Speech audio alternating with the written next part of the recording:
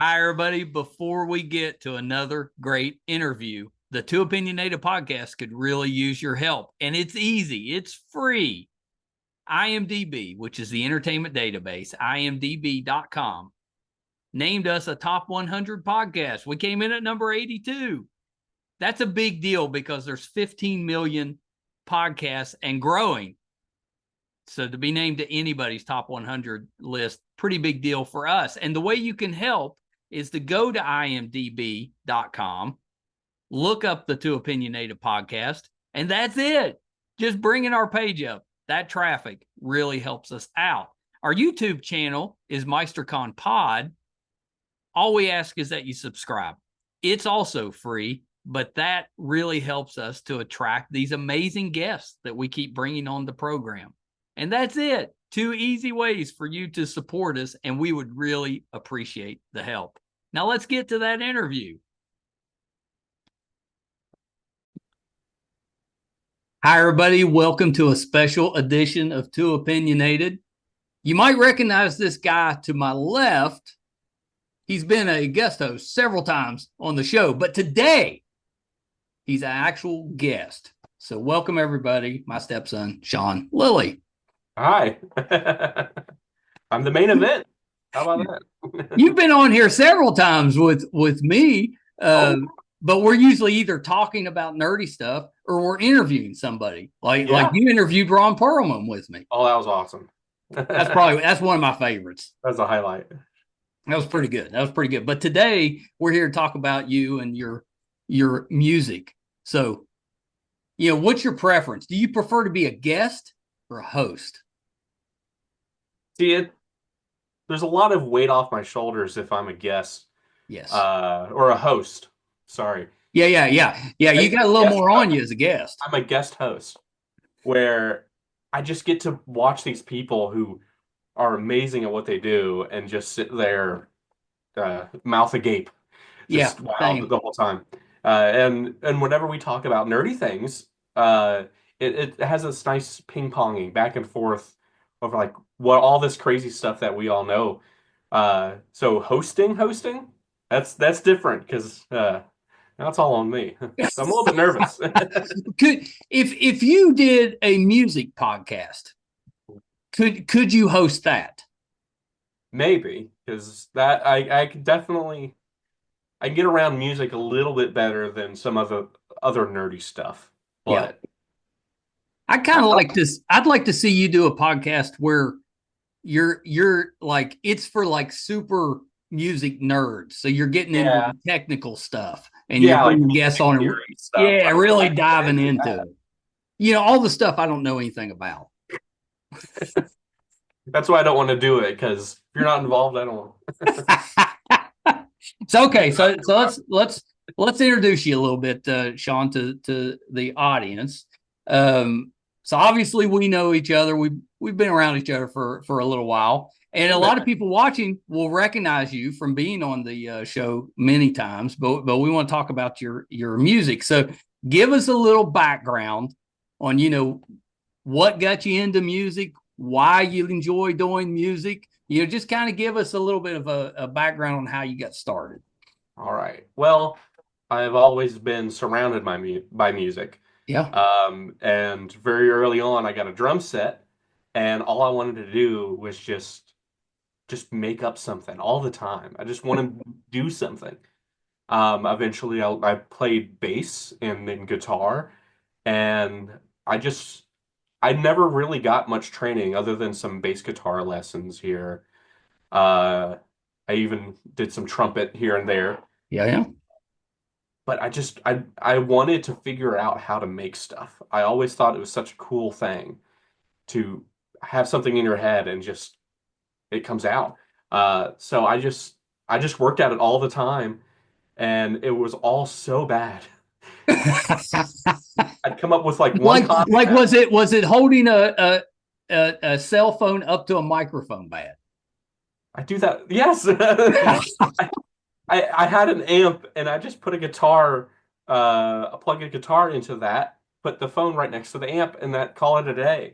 There's even times where I just had the phone next to my guitar and just played it It was awful, but I didn't know. I just wanted to write.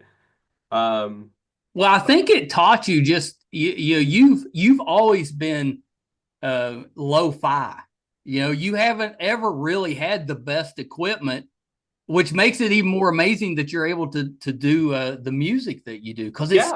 it sounds like it's professionally done. I mean, admittedly, Well, I'm not very musical, but to me it sounds professionally done, thank you. and you're just doing it on your own. You're doing all the different instruments, and it's not like you've got top of the line equipment. No, no, no. We're working on that. Good budget of $0. It's gone a long way. I've stretched it out real far with all this, I but know. it's been a lot of fun because you have to be really creative trying to get all this stuff to work.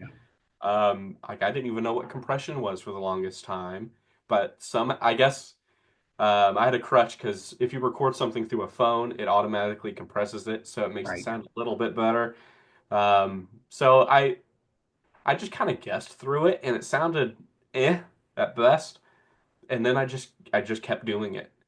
My whole philosophy is you don't just sit on the music. You don't try to perfect it. Once you think it's reached a certain point and you get it out of the way and make something new and better and just constantly go up that ladder. Because I'm proud of all the stuff that I made, but to me, it all feels very dated to whenever I made it. But I just kept on moving on to the next thing because I'm so sick of it's not done yet. It's just not ready. I just wanted to get better at what I did, and I Well, just so a lot of people would take the approach of, this is what I'm working on. I'm going to keep working on until it's absolutely perfect. And then that yeah. would be the only thing they get out there because they spent so much time on it. Where you kind of used every record that you put out, or every single that you put out, you've used it as a way to improve and just keep moving forward. So Oh you're yeah, just like, I did that, now moving to the next thing. absolutely. At some point, do you kind of slow down and really put all that time into one project, or if this is working, do you leave it alone? Well, I definitely see the value in sticking with one thing at one time, but I don't. I like to experiment a lot and try new things as many times as I can. So I feel stuck if I just do one thing for too long. So what I found a good strategy is I do it in chunks. I Yeah. have an idea, and I have an idea that's completely opposite of that, and then I just do both of them. I work on I work on multiple projects at the same time. Like I had an acoustic one, Yeah. and then I had a not so acoustic one with all kinds of different instruments all at the same time. And I thought, anytime I want to do something acoustic, I'll throw it on this one. Anytime I want to do something Right. not, I'll throw it on this one. And it helps divide all that up so I don't get um, like writer's block. I don't get just stuck in a stale environment. But I it kind of helps. love that. Yeah, because you can always be adapting. Yeah. If I have an idea that just doesn't work, I can still use it on something else. And I Yeah. do. What do you like when you have an idea? Do you just store all of it in your head, or do you make notes, or you like, oh, I think this might be good, so you make a little note? How do you collect that stuff?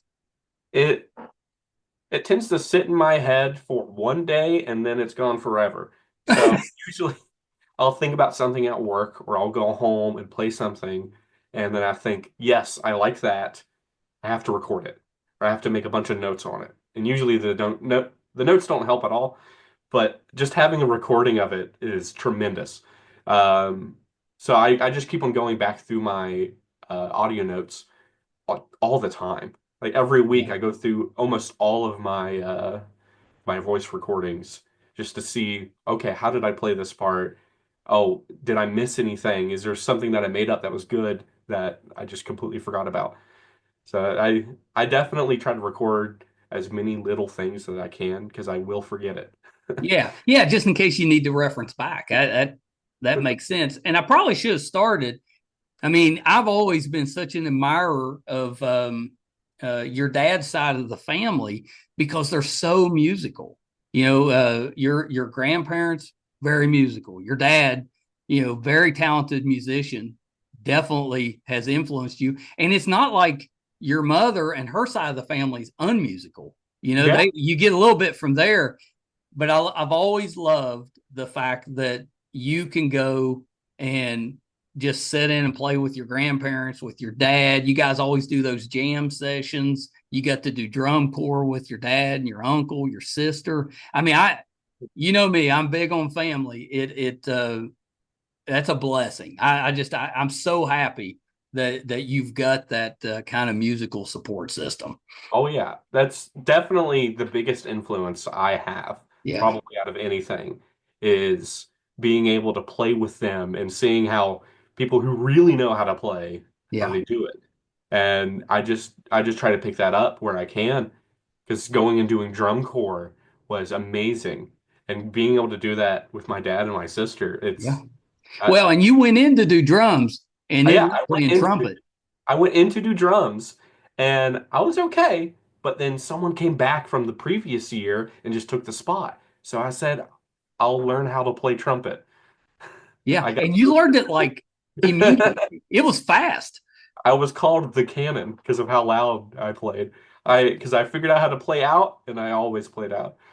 I never wanted to be called quiet. Have you, because in just from observing you over the years, it seems like you can pick up any instrument and learn to play it. Have you found an instrument that you struggle with? I, I cannot get any good sound out of a violin. And I know it's because it takes a lot of practice. Yeah. And I can I be was going to say violin because that's a hard one. because it sounds like a dying cat until it's good. It's such a big long range of dying cat before it's good, and it's so much to practice on dying cat mode before you get to the spot. And it's a little bit intimidating.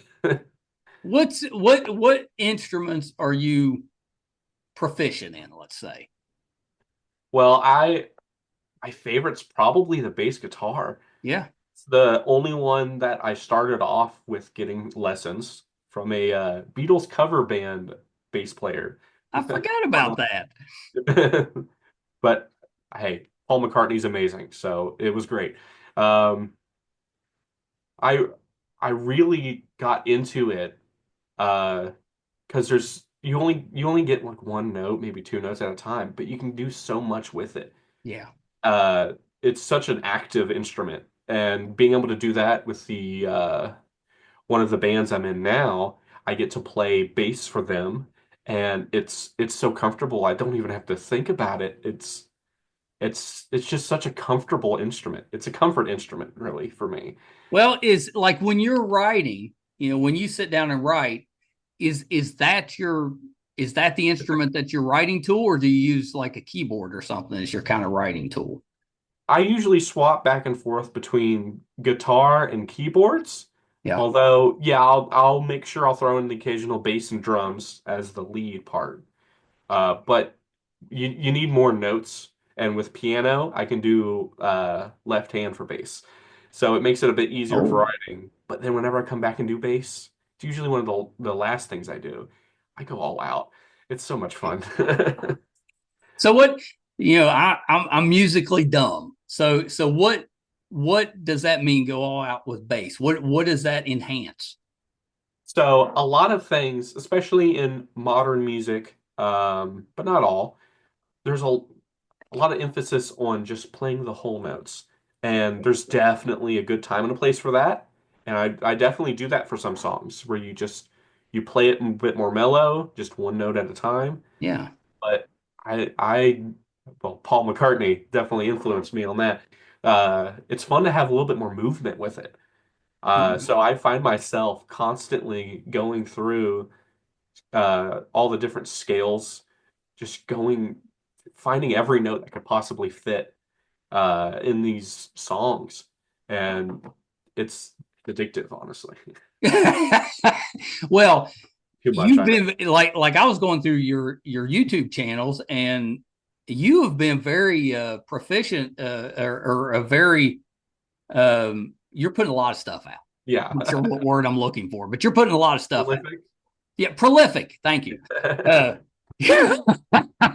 Parkinson brain. I was like, I know it's similar to that. What's the word?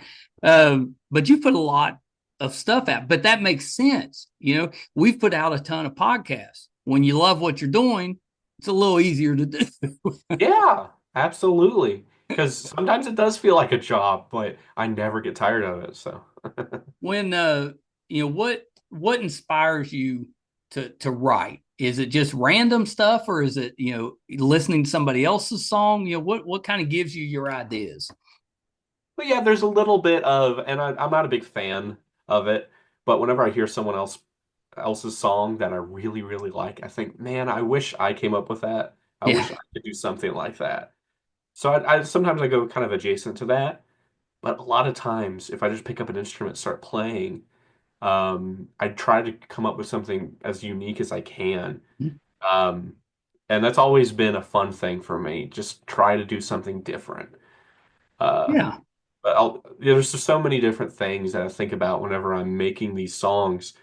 I never really know where they're going to end up because I throw in so much stuff in these songs. I know, and I love that about your music because it's always surprising. It never goes the way I anticipate it going, but it always sounds great. I just kind of it's like watching your mother paint, and I think she's done, and she's like, I'm not done yet, and Yeah. she'll keep painting, and a couple hours later I'll be like, oh, that's amazing. She's like, it's not done yet. She just keeps painting, and eventually when it's done, it looks so much better. But I thought it looked awesome right at the beginning, because I don't have that vision to kind of see where it's Yeah. going. Sense. It works the same exact way with music. Like how she's adding layers to these paintings to bring out new things, Yeah, new ways to look at it. That's kind of how it feels like with music, where you have that bass line, just uh, normal kind of progression of how you think yeah, the song should go, and then you iterate off of it. You change it. You add things on top of it. You add layers.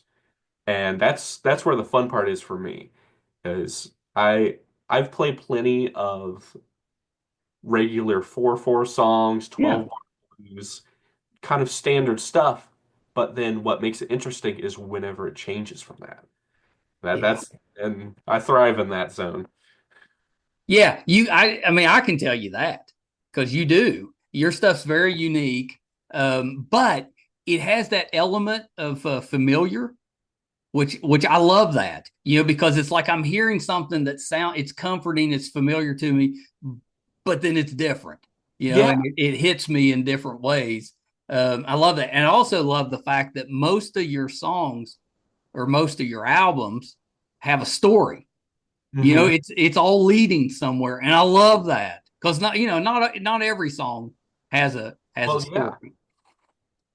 I've I've been inspired by some bands like Yes, Yeah. Rush, like all these progressive bands where it's definitely emphasis on the story. And I always loved that idea. Always had that idea in my head. I want to make a movie, but in music form. Oh, I love that. That one of the things I'm working on right now. It's all about that. It's just a movie, but in music. Yeah, I don't yeah. know how So well it's going to turn out. is that Atta? Is that No, no, but that's a theme that's going throughout it. But the album I'm thinking of is called Double Feature. oh, It's okay. two songs that are longer, and it tells a full story, beginning to end, and the next song, full story, beginning to end. And they do have to do with that. I think you're going to bring back the music video. I, I'd like to. It's a lot of fun to make music Yeah, videos yeah, because you start off with all this just raw stuff, and then you get to just play around with it, see what works until you get something completely different out of it. Just like painting or making music, it's an yeah. art form. And even though I'm not that great at it, I don't I know. do. I think you're pretty good, and you do the majority of your covers. You're designing them. Yes. Most Almost. artists don't do the cover art. I have done almost every single one. Although I've played around a bit, some AI stuff, but also those were about songs talking about AI. So Well, I feel that's like like the death of art. yes, yes, Yes, that the one. death of art is to me. You'll explain it better, but this what I got was kind of what happens when this artificial intelligence that we've created gets loose. Oh, Is that close? that's yes, and that is the big story about all of my albums. That's what double feature is going to be about. Oh, That's what the that's that very timely right now. yes, and that's what that metal song is leading up to. All the different stuff that's going to lead to. It's Well, so I so you're referencing ATA, which is yeah, the acronym for Armageddon, right? yes, I just call it Armageddon. Uh, Armageddon. so a lot of songs I make, I I just think of something as I'm writing it and say Mhm. that's a good, those are good lyrics, that's a good story, I'll go with that. But then just one day I wanted to sit down and write a story, and I did. I made a story in four parts that is I keep on adding to it and I keep on revising it and I think it's in a good place now. And like I might even one day try to make this into like one complete story, like a book or I something. hope you do, That'd be so because cool. I love it so far. So, but I basically made an entire roadmap. And then I thought, what if I write songs by picking parts of that, saying this is an event that happened Oh, in this big story, and that's yeah, what the song is about. So I might have songs that kind of overlap a bit. I even have tons of lyrics that I'm just pulling from other songs that they're supposed to go together, yeah. all going into one idea. But I'm Well, and I'm going to show the preview for Armageddon, yeah. not the whole song, but the preview. But the part that amazes me is you made the video on your old phone. Oh yeah. So I I mean, got not it. the new one, not the 16. It was Oh probably like yeah. what, an 8, a 10 or I have a something. great phone now. Its camera is immaculate. But And the that's not other what you one, made this on. I got this phone because that other one's camera broke. And I think it's because I recorded this video in the snow. Yeah, I I think, was out in well, the snow in just a t-shirt. it, Just it yeah, hurt. I know you were probably freezing to death. I was What it frozen. reminded me of was the old, like the old 8 millimeter films. So Yeah. it had that kind of like it almost like an 80s type of vibe, like if you're watching a show from the 80s. So it was very nostalgic. I thought it was cool. I I think leaned into lo-fi worked here. yeah, I leaned into the graininess of it. Yes, the And I made graininess. sure the colors of all of these shots, I wanted them to kind of stand out a bit. I wanted it to feel a bit uneven and because it's a heavy song, I want it to feel like maybe you're going insane a little bit. So Yeah, I kind of like having it kind of a lo-fi, a bit jagged, a bit abrupt sometimes. yeah. But it was a lot of fun to make. It looked like a lot of fun to make. Well, yeah. So let's watch it. Let me, not that I'm too technical, but let me see if I can share my screen without screwing it up. So we want this one, and we're going to share. All right. Now let me get the full screen, and then we'll play it.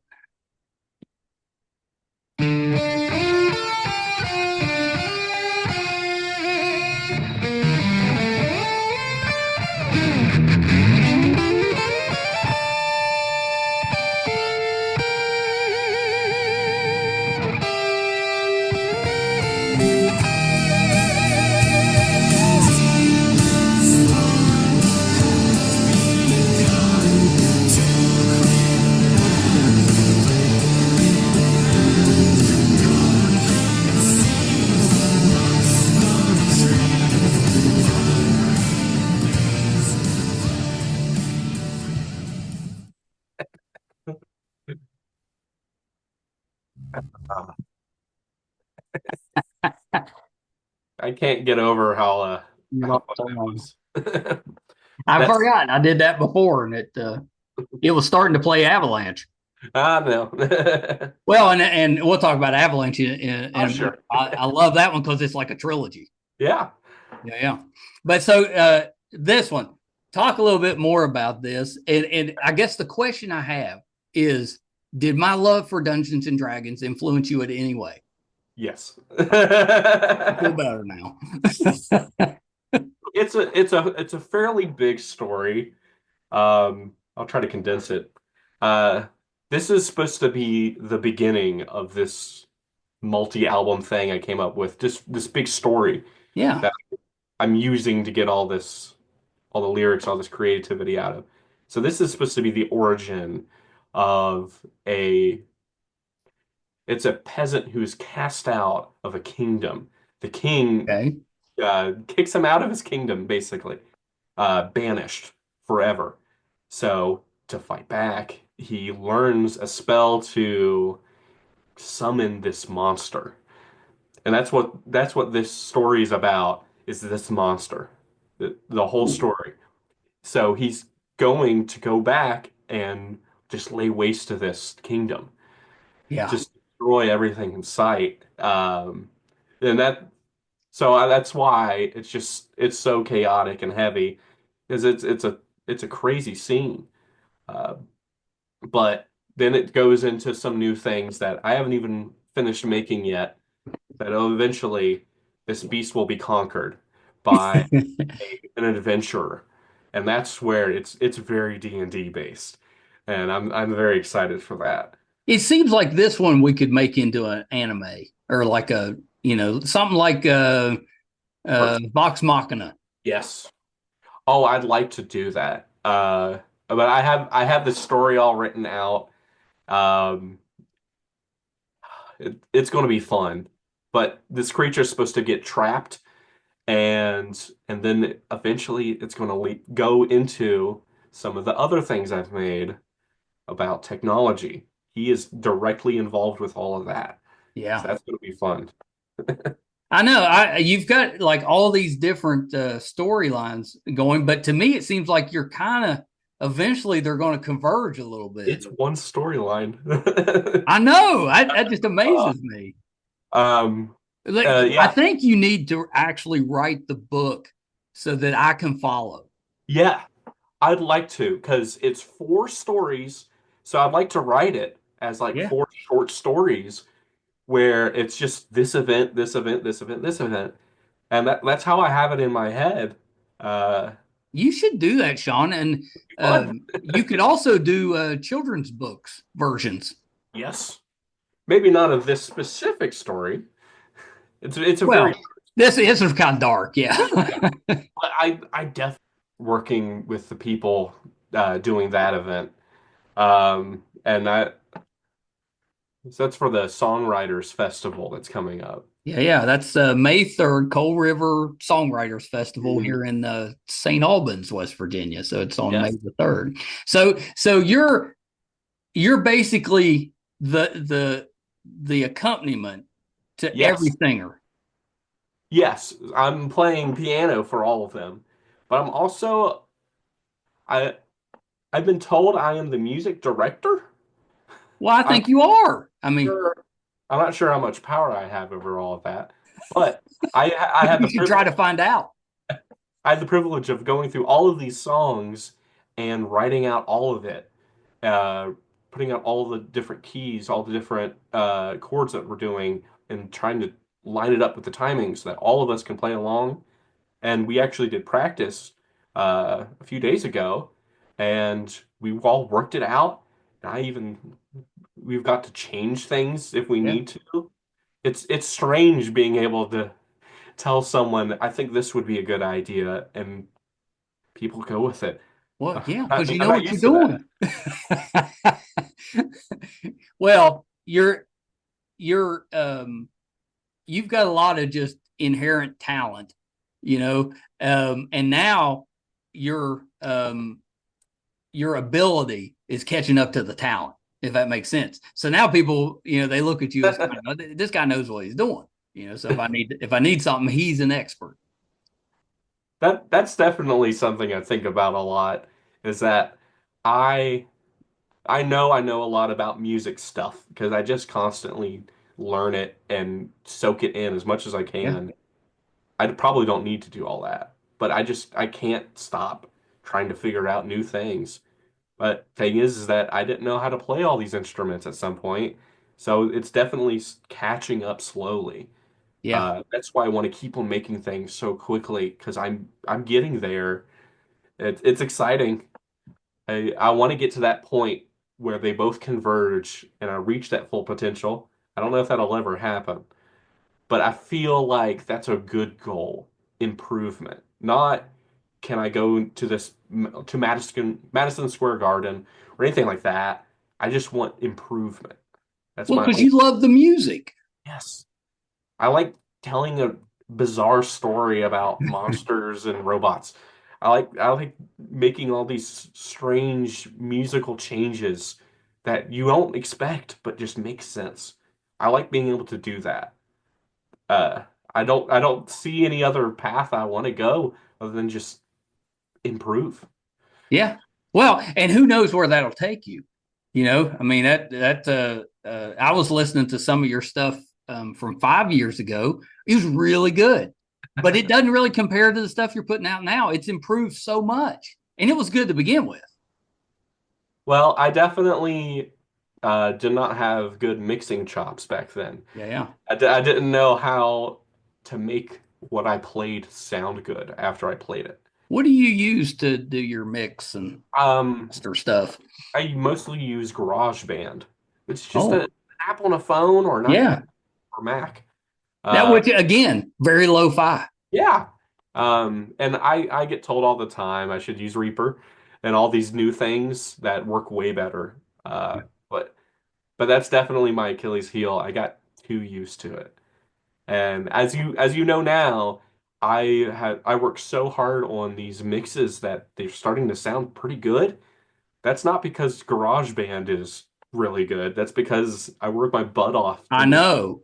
It's sound pretty. That's what I said. amazing. It's amazing to me what you're able to produce with so little. I mean, it sounds so good. And I think you've got a really good singing voice, especially your lower ranges.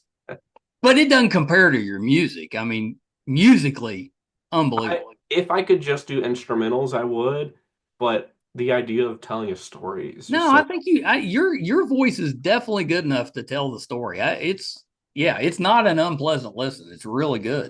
I wanted to ask you about because I'd never heard I hadn't I don't know how I missed it, but I didn't listen to this one till today. But I was listening to your "It's Been a Long Day" album EP. Really? Yeah. Yeah, that one sounds it's kind of bluegrassy to me a little bit.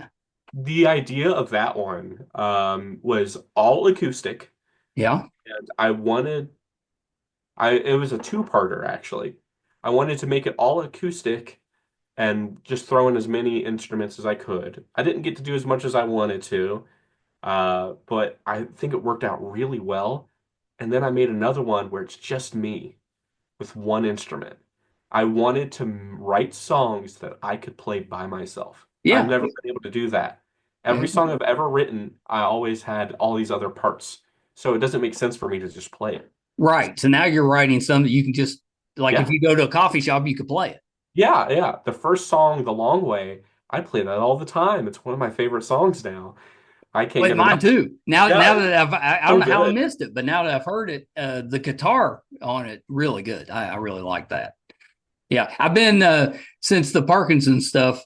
I've starting to get into music that's kind of heavy with guitars, and I've Yeah, never done that. But guitar and bass, and I've never done that before. I'm not yeah, really a rock type of. yeah. I mean, I like some rock, but that's just not me. But I've been listening to like ZZ Top and George Thorogood and you know Stevie Ray Vaughan, some of those guys that can really play guitar, but that's kind of new for me. But now that I'm enjoying that, this one I thought was really good.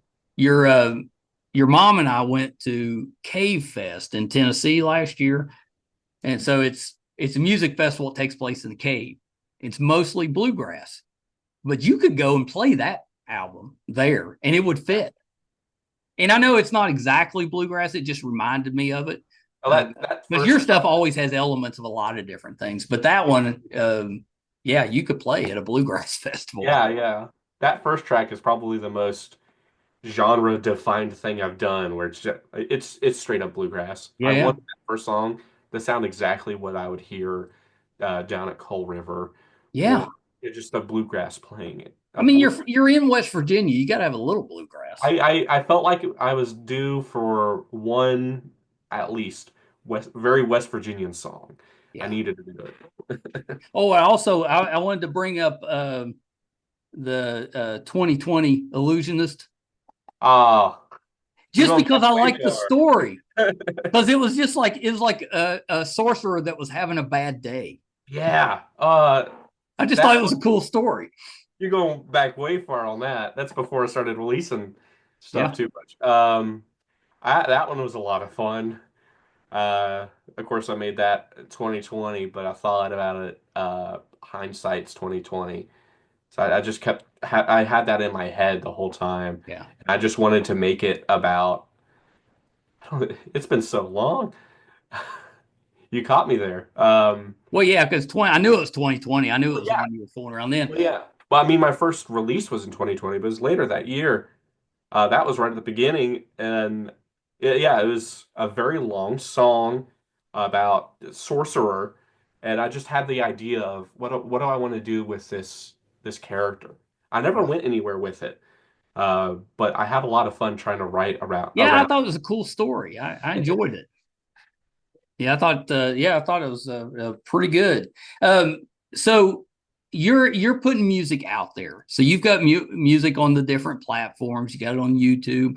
It's a lot different now than how I and your dad and your mother and everybody grew up. We grew up. It was all albums. Actual. You know, you could Well, hold them in your hand albums, and then it went to cassettes and then CDs and all that. But now it's all kind of everybody just releases their own stuff. So yeah, it's you all can put out anything, but you also don't have most of the time don't have like a record company backing you up. And yeah. what do you think about that? Is that a better landscape because it allows more people in, or is it not as good because you don't have that support system? It's a great question. That's I what I do. you throw out a few gems here and there. Well, I a lot of the music I like has been through CD and vinyl. Yeah. So I that's definitely how I like to tell a story, and that's where I come up with these concept albums where Yeah. they all have an idea and the songs flow It's from kind what of like Styx, Mr. Roboto. yeah. But the whole album is just one big story. Yeah. And that's the kind of stuff I like, but that's not what people are that's not how people are consuming anything these days. Right. There a lot of people prefer singles or EPs, smaller things. Yeah. And I've definitely tried out a lot of that too. But I do think if you release too much music all at the same exact time, it can be a bit overwhelming. So Yeah. Some of it can get lost. I'll see older bands that are still going create like 80 minutes or so of music, and I'll find a few songs that I like, but it's hard to get into the whole project. Eventually, I'll find my way into that because I definitely like to deep dive, but I know it's hard to get new audiences with these big things. It really is. Our attention spans are so much shorter now, Yeah. and So, there's so much more to compete for our time. yeah, having singles and EPs usually works out a lot better. Yeah. And that's kind of the idea I had with this, what I call the singles project, where I come out with a new song like every Friday. I love it. Up to this point, I think I'm not doing one for this week because the Songwriters Festival is coming Right. You up. got a busy weekend. Yeah, busy week. But that's where I had the idea of I want to make records similar to how people would do it back in the day, Yeah. but to have them very different. But I don't want to sit there and wait and like make a metal record that some people like, but that's Right. all I am is the metal guy for a bit, or make a pop record and then that's it Yeah. for a while. I thought what would be fun is to make a sampler, several singles. That's what this whole project is. I'm surprised more people don't do that. It's usually like if they put out an album, it's a specific genre. Yeah. A lot of what I see now is they make a single and then have an EP or an album that fits with that later, and then they move on to the next project. Yeah. But as I've said, I don't like sitting in one thing for too Right. long. I make tons of things at the same time. So what I did is I made tons of singles that are all different that go with a particular album. Yeah. I have a pop single that goes with a pop album. What's your pop single? It's Wherever You Are. Oh yeah, that's really good. Yeah, yeah, yeah, yeah. Yeah, your mom played that one for me. That's really good. That one was a really fun one, and my Well, fiance. I there's a side of me that I kind of like pop. I Yeah, blame Ashley because it was her Britney Spears in sync days where that's all yes, that was on the radio, and I kind of it's it's osmosis. it's some good stuff. I can't handle sitting there for too long and only Right. listening to that, but I wanted to try that because I thought pop is definitely something I could try to do. I might not be as polished, but I bet I could write something Yeah. good hook. And I made that song before I made any of the other songs that go on that record. That was the one I've held on to the longest. And the melody just gets stuck in your head. And so I knew it had to be the single. It was so good. Yeah. Yeah, yeah. I agree. I really like I've been like today I've been listening to a lot of different ones so I can kind of compare. It's like every time you start something different, it's different. I I mean, like most artists, they tend to sound kind of similar on each album. I think you sound different almost every album. It's amazing. that's my goal. I don't want to sit in one place for too long. Yeah. Yeah, I feel like it's impressive with that. Oh, I wanted to bring up Bootstrap because it was like space travel. I thought it was cool. oh yeah. Um, again, that is the very first album I did that had to do with this big story of mine. Yeah. It was before even the story was made, but It was like a prequel. yes, that one's a lot of fun. It's some of my least favorite mixing I've ever done, but some Well, of my, most people would say that about their early stuff. oh yeah, I think the one before it has a bit better mixing, but the writing of it was so much fun. Yeah. I wanted to make longer songs that breathe, and I had this fun concept of a bootstrap paradox.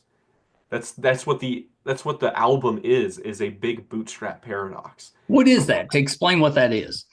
So the bootstrap paradox is it's all about time travel. It's Okay. where you have something. Let's say I wanted to make this mouse. I Okay. don't know how to make it. I use blueprints to make it. So I made it exactly like this way, but then I go back in time and then give this mouse to someone before Uh, it even exists. okay. Maybe Yeah. So they you're write you're blueprints. giving them technology before it Yes. existed. So he writes up the blueprints for it before that's even made. Who designed it? I gave him the mouse. So this Right. guy used that to make the blueprints, but I used the blueprints to make the mouse. Who So designed It's it? it's like a time loop.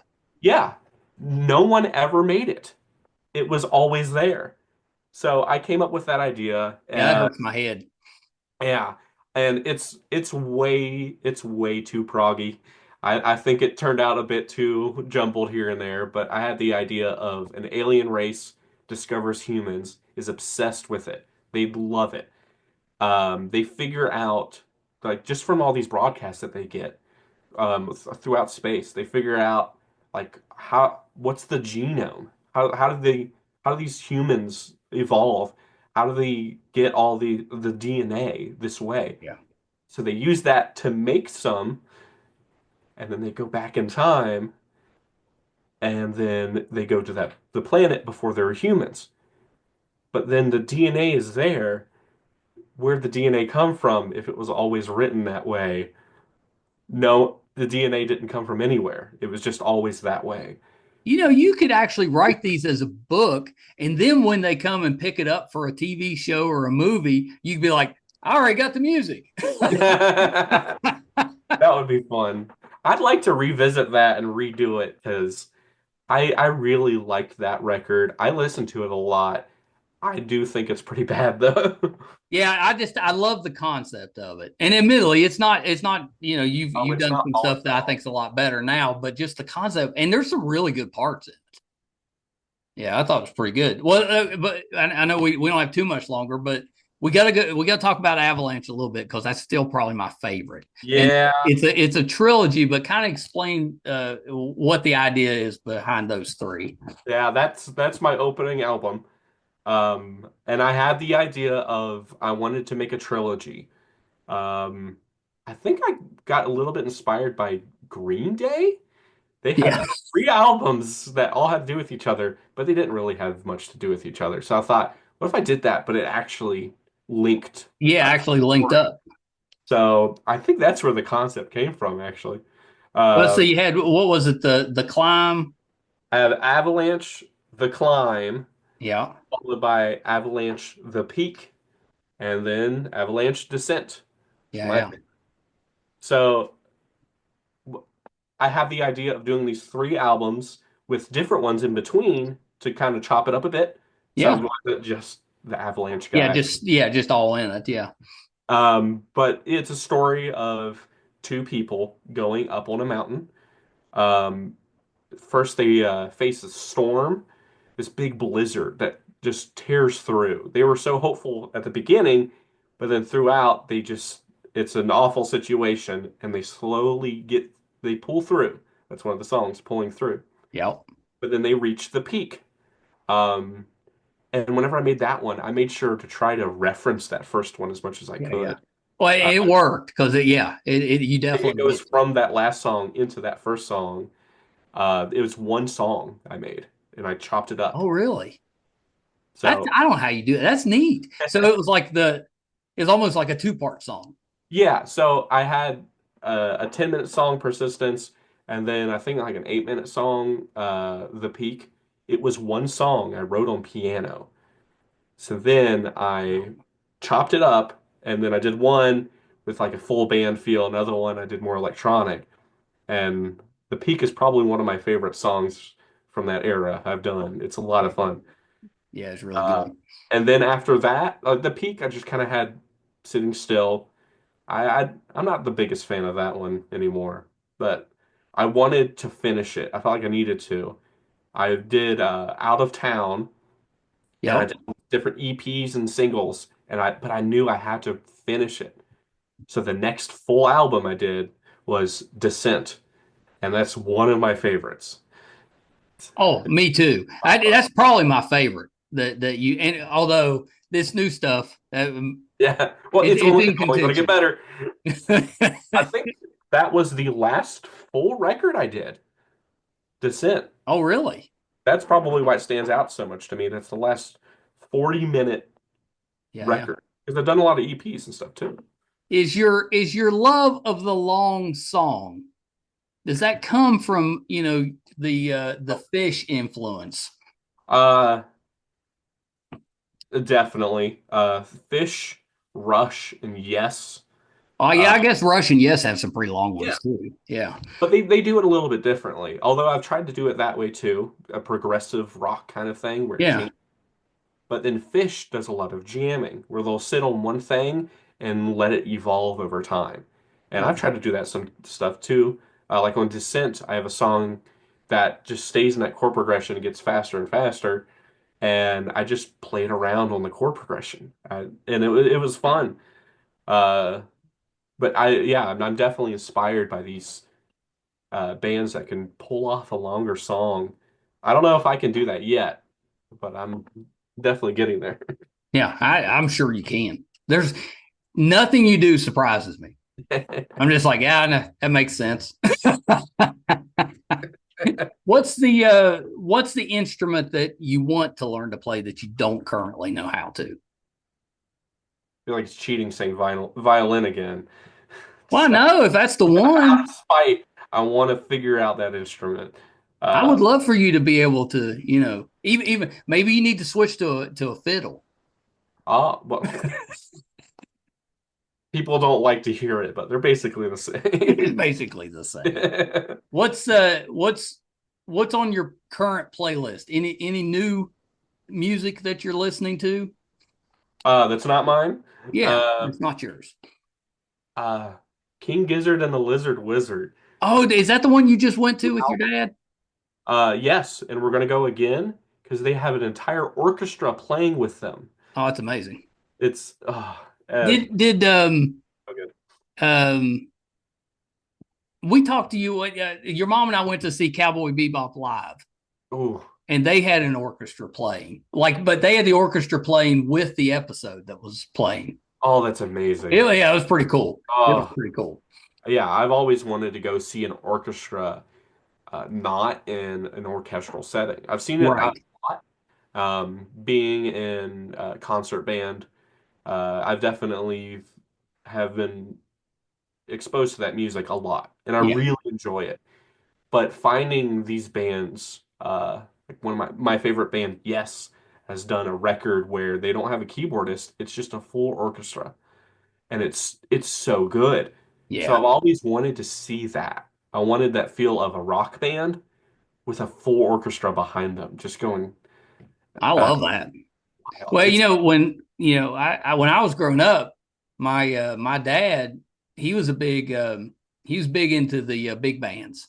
oh yeah, So yeah, a lot of the orchestras, Glenn Miller and some of those. So I listened to a lot of that stuff growing up, and so I've always loved an orchestra, but an orchestra not playing like a classical orchestra. yeah. Yeah, but Uh, that's pretty good. I've always wanted to. That's definitely a goal I've had where I want to work with a group, Yeah, whether it be an orchestra, even just like a concert band, yeah, just something small. I think that's such a rewarding experience to work with other people, to have stuff uh, go with your songs that fill it out and add a completely new angle to it. Because anytime I hear songs with an orchestra, it's just something magical. yeah. I agree. Yeah, I agree. So if you had the chance to go see any band musician ever, who would you go to? Is it the Beatles? Oh, it might be the Beatles. It'd be tough not. I mean, for me, I mean, you almost have to go Beatles or maybe like Elvis. It'd have to be somebody that's no longer around. I I just want to know what it was like for that rooftop concert. Oh yeah, Oh, and it's amazing seeing videos where they interview people who are there during those concerts, and half the people say, "Oh, this band's pretty good. I like them." And a lot of the older people are saying, "I don't like their sound. They should stop playing." that It's is kind of funny. fun to me.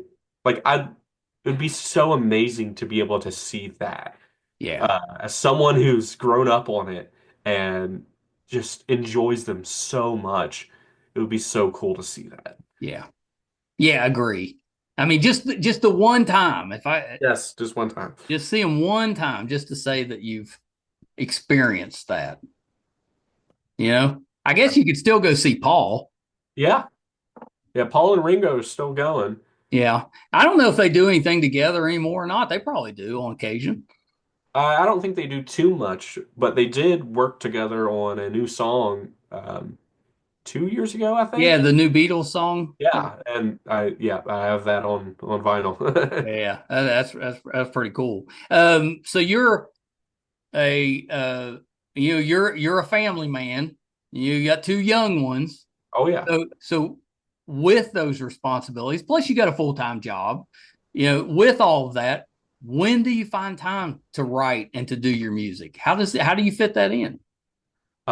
A lot of the times, whenever I put the kids to bed, Yeah. That's my little pocket of time to, okay, now I have to record stuff. Um, Although the kids are definitely, it's never been an issue to play around them.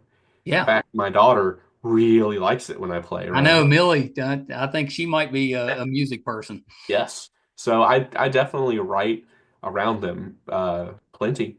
But Yeah. then whenever it's bedtime, that's whenever I go run to the garage and try to record something really quick. I've been having a lot of fun with things like amp sims, where it's a simulated amp. So that way I Cool. don't have to play real loud so Yeah. all the neighbors can hear. But I can bring it straight from my guitar into the Well, that's software. cool. Yeah. I can have an I amp. wondered how you did that, and like, cause I sometimes I'll hear you playing drums over in the garage. You're across the street from us, but it's not very loud. And I wondered how you were able to do music in there Yeah. without anybody hearing it. Yeah. I definitely worry about that. Although we're on the corner, it's not Yeah. that big of a deal. No, We don't I've have, never noticed it. I don't think you have anything to worry about. Uh, but yeah, yeah, I always find time though. it works really good. Well, okay, so let's run through because you're involved in a whole bunch of bands. So Oh yeah. so run through all the different groups that you're currently playing with. All right. The big one is Bread and Circus. Yeah. Uh, with I the you know, I I've well that's not true. I actually liked you guys the first time I heard you, but the more I hear you guys play, and I think James has got a terrific voice, oh yeah. the more I like it. I mean it's what genre would you call that? Uh, I've heard a lot of different descriptions. I think it was Bob Dylan meets the Beatles in the alley with a baseball bat. Is the one I've heard. Um, All right. do you think that's pretty accurate? That's I don't know if it's accurate, but it's cool. I like the description. Yeah, it's a little bit of rock and roll, a little bit of folkiness, Definitely has some folk in there, I think. and there's always a hint of 90s alternative thrown in there. Yeah. They Yeah. always Well, we and with James's voice, there's that like rockabilly. Like yeah, I he's could, got a little bit of that too. but yeah, anytime we play, we always end up playing something like No Rain or something. Yeah. It's it's definitely ingrained in all of them, but the great songs, and it's a lot of fun to play with them. Yeah, I love watching you guys play. So yeah, Bread and Circus. I know there's more. Then there is the the James Townsend band, Yeah. whatever it's named that week. Yeah. That one reminds me of the one on Parks and Rec. Yeah. Where Chris Pratt kept changing the name of the band. Yes. Yes. Absolutely. And then he'd forget, like he'd show up and he'd forget what he Yeah. changed it Yeah. to. It's like for James Townsend band. So So is that, that so with Bread and Circus, you're playing keyboard. So when you're yes. with James and that group, you're on bass. Yeah. I'm playing bass guitar for that one. Does anybody Although play keyboard for them? not live. Oh, okay. But Okay. we have been there's some studio stuff in the works where I am doing keyboards. Oh, okay. I'm very excited for that because Yeah. Yeah, that's cool. So are you like you guys are getting in the studio to do that right now? no, ours we moved out of our studio and we got a new one. Although I've heard a tree fell on it.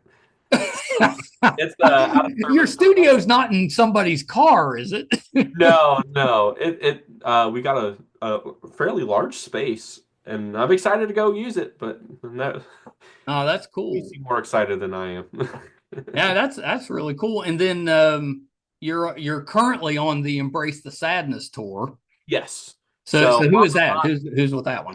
while I'm not recording stuff for James, I am playing for James and Joe Bird. So Yeah, James, Joe's got a good voice too. oh, he's great. Yeah. He has some really good songs. So what we're doing there, James and Joe realize that there's a lot of sadness that they always have. Anytime make these songs. They're very sad, and people always say, "Can you play a happy song?" We've heard that too many times. Can you play a happy song? So they said, you know what? Let's embrace the sadness. So they picked all their saddest songs and going back and forth, uh, playing each. So I'm playing keyboards for that one, and we're going. It's a very emotional ride. Yes, very sad. It can be cathartic though. Yeah. Kind of, have a good cry, get it out. Well, Shawn, we got to do this again when you get the next the next big thing coming out. But it's been great. I've been wanting to do this forever, and I left out a ton of stuff that I really liked, like in the realm of yesterdays. Oh, yeah, I know that's older, but did that also have a D&D theme? I definitely I had some concrete ideas, and then I thought I want to make it more abstract, just kind of uh just a general going back in time kind of feel. Yeah. But that one, that I had a lot of fun making the music for that one. That was a great one. How long does it typically take you to write a song?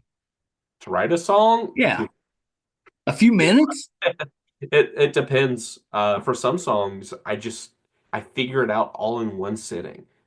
It doesn't take much at all, and those times are amazing. I But tell there's you other what, I'm starting to think that I got gypped in the brain department. My brain does not work that way. What's it like? Like when you're writing and playing music and you're writing, what's going on in your head? Is there like competing things happening in there at the same time?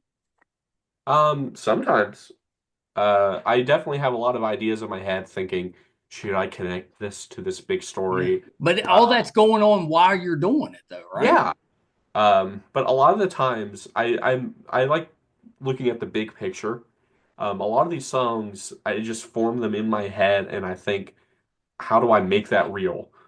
Uh, that's that's probably where that divide I always see in myself, where there's the divide between the talent and the performance, where the talent is I know what the song should sound like. The performance is just trying to make it work. Yeah. Uh, I've definitely made a lot of songs where I just have that in my head and I think, oh, I need to make it.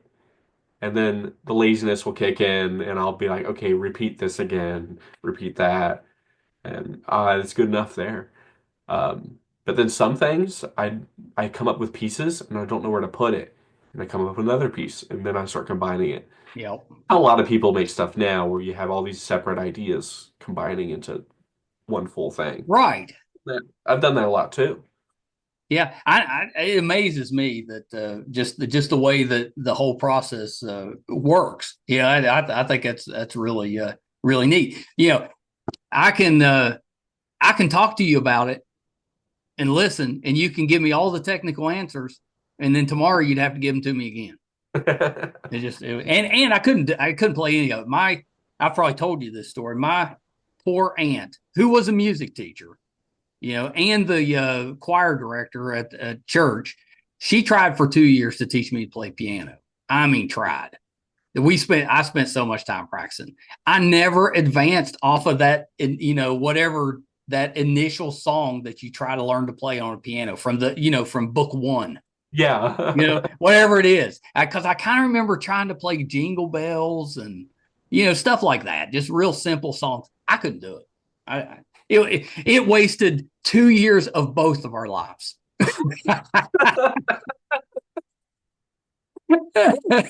Well, and my only other musical experience was in fifth grade.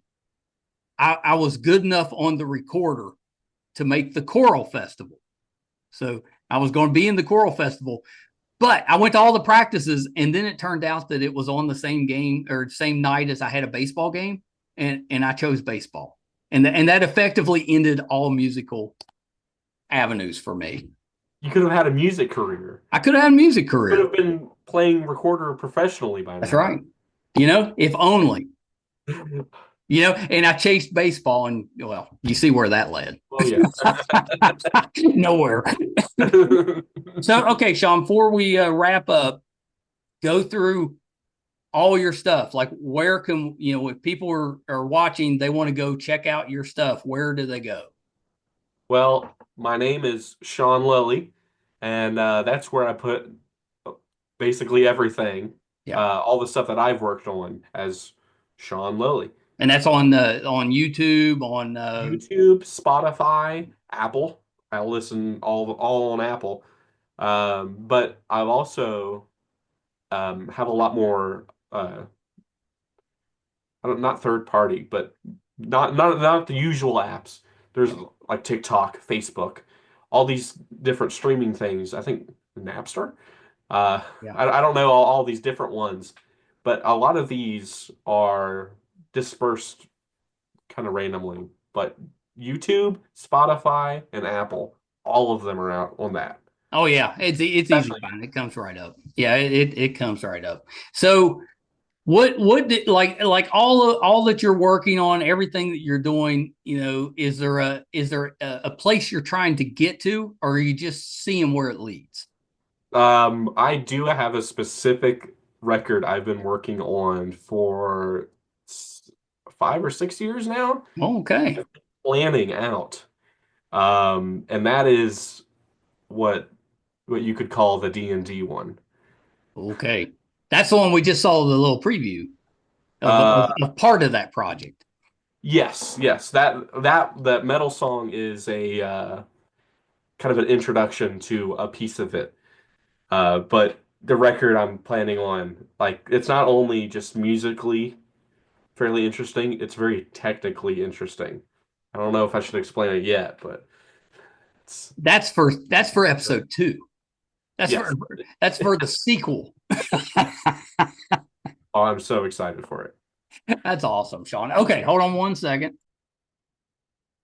Listen, full disclaimer, Shawn's my stepson, so I'm biased. But put that aside, he's also the most talented musician that I've ever been around. He's incredible. I wish I could explain it. It's probably a lot easier for you just to go and listen to some of his music. The stuff he's doing with basically, I don't know, like grade school equipment. It's not great equipment, but he makes it sound great. He amazes me. I love his music. I've wanted to do this for a long time. Shawn, he's very modest. He will not push any of his stuff. He won't brag about any of it, but he's very talented. So please, give some of his stuff a listen. I think he's just getting started. I can't wait to see where he goes. I just know talent wise, he's as good as anybody out there. He's amazing. I just big. I always have been, but big Shawn fan and terrific family guy, and probably the nicest guy you will ever meet. I mean, Shawn's the best, and he's been a big help to Brett and I on the podcast. He's working on opening music for us, some theme music. Brett's done a terrific job finding us. We've had a couple of different theme song type of music, and I love both of them that we've had. But Shawn's working on some original stuff for us, so that should be a lot of fun. So I hope you enjoyed that. One of my favorites. That's definitely going on my favorite list. I really enjoyed that. I like listening to Shawn talk about things that he loves. I love listening to Brett. When him and I are on the podcast together, I love hearing about the things that he's into. It's really, really cool. So I hope you enjoyed that. If you're finding us for the first time, especially you local Saint Albans people, Father and Son podcast. We've been doing this for 6.5 years, and we're going to hit episode 1,000 this summer. Podcasts don't do that. And we're right here. We're right here in St. Albans, West Virginia. We need your support. So if you're local, you're listening to this stuff, you know Shawn, you know one of us, help us out a little bit. We don't ask for any money. We just need the support. Our YouTube channel is MeisterCon Pod. Please subscribe. We need those subscriptions. It doesn't cost you anything, but it really helps us out. YouTube MeisterCon Pod. Our website is meistercon.com. You can find all of those videos, audio and or all of those episodes, audio and video versions. If we're doing anything in studio, if we're going on location, maybe to listen to Bread and Circus play, if we're going to a convention, anything we have going on, be on the website, meistercon.com. So please check us out there as well. Thank you guys so much. One of my favorite episodes. Till next time. Bye, everybody.